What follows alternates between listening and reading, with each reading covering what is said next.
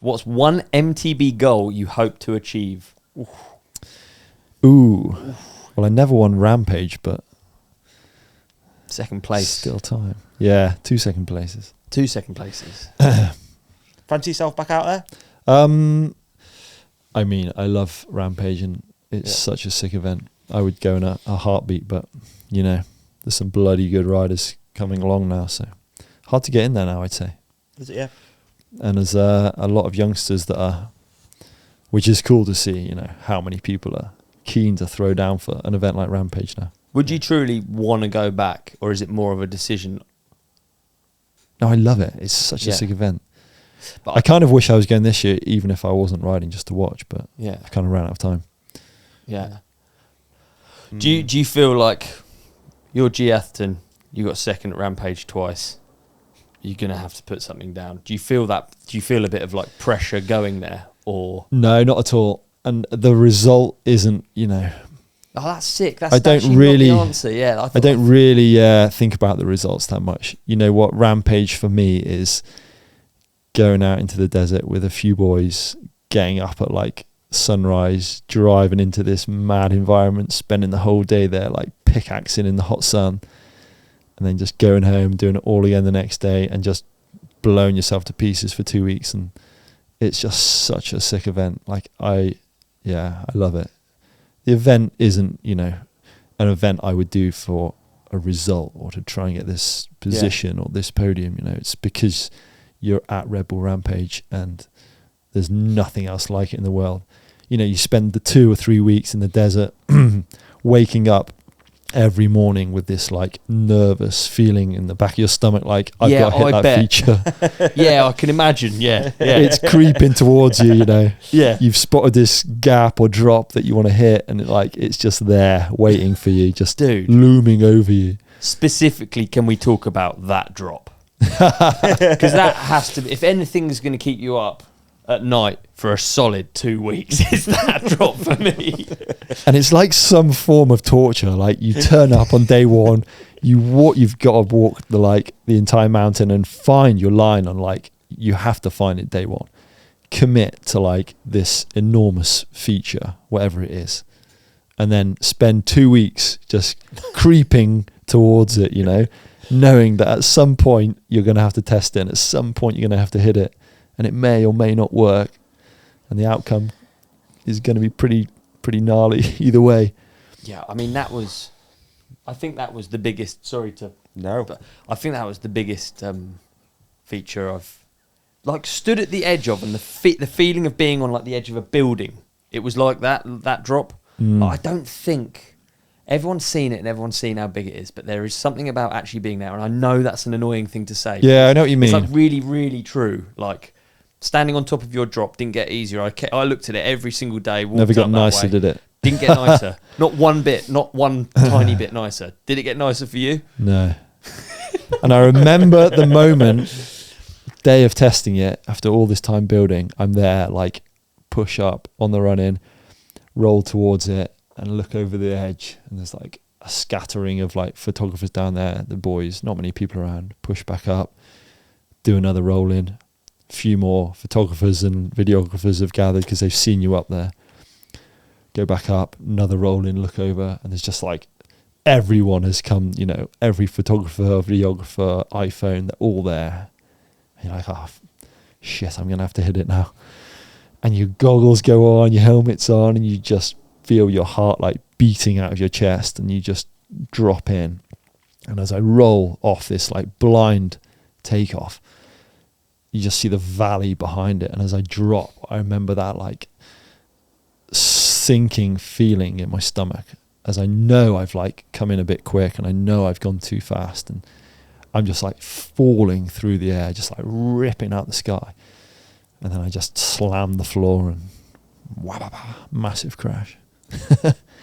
But that feeling of like dropping, like that roller coaster feeling. Yeah, I was is gonna you say, like, the only way I've ever experienced that is like jumping off something into water. yeah, that falling. There's never had a bike underneath Yeah. me. Yeah. I'm with you. I can't say I could really relate, dude. Just accelerating down. Yeah, Going you towards like terminal velocity. yeah, and your stomach just goes like through your mouth. I've got a question. As you're talking about this sort of like build up and all the people coming, they're all gathering round, and you know, obviously you want to do it, you want to tick it off before big day.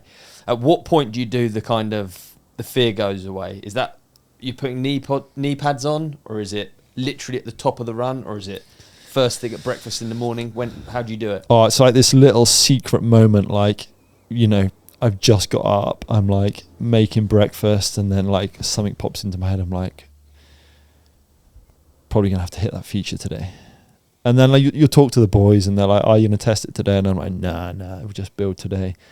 I'll maybe just do a bit of riding to warm up." And then they're like, "Are we gonna test it now?" And you're like, "Nah, I'm probably not gonna test it, but I'll do a few roll-ins just to see how it feels."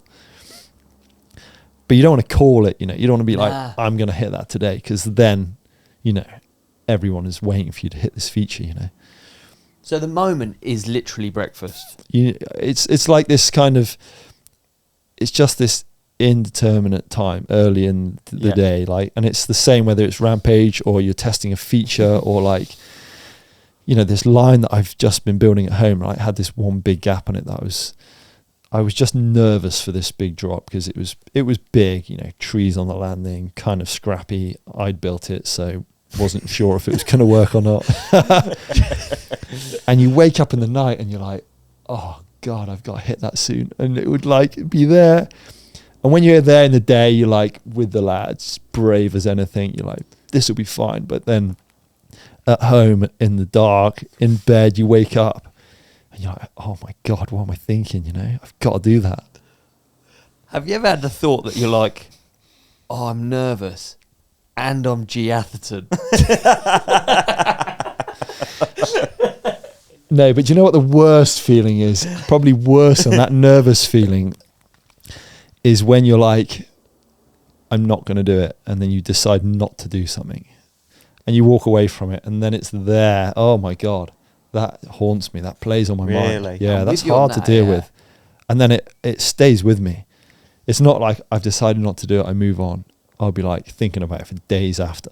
You're like, I'm less. I'm like, why didn't I do that? I should have done I that. feel like the feelings are relatable, but The scale. yeah. So for me, I have that with turning a light switch off. I should have gone back and turned that off, but you're doing it about massive drops. Yeah, but Like, it eats picking me later, up. I'm like, I should have gone back and picked that up, and I'll think about it for a few days. Like, I should have picked it up. But yours, the consequences are just. Yeah, but I had that very thing happen on the project in Kazakhstan last year. We built this, we 3/4 built this big gap, big step down. It was huge.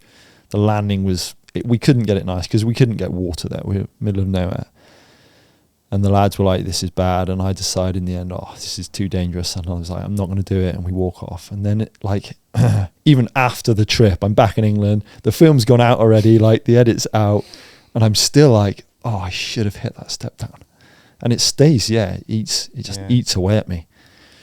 What Weirdly. about the ridgeline feature? Is that still there?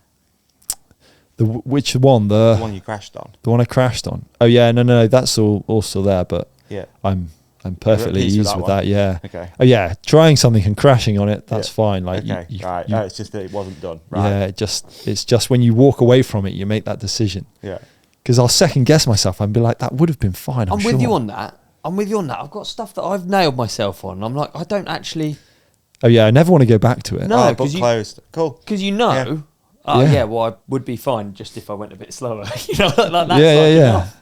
Yeah. It's like I've done it, basically. Just a bit too fast or a bit too slow. Yeah, exactly. You got But- to the landing, you But know? walking away is a Yeah. crappy old feeling. I Oh. can see it. Not the same as you in any way. I'm not comparing, but I can understand that. Yeah. But probably not as bad as, you know, trying it and getting hurt and then having months off, you know. So it's hard one to say which is best.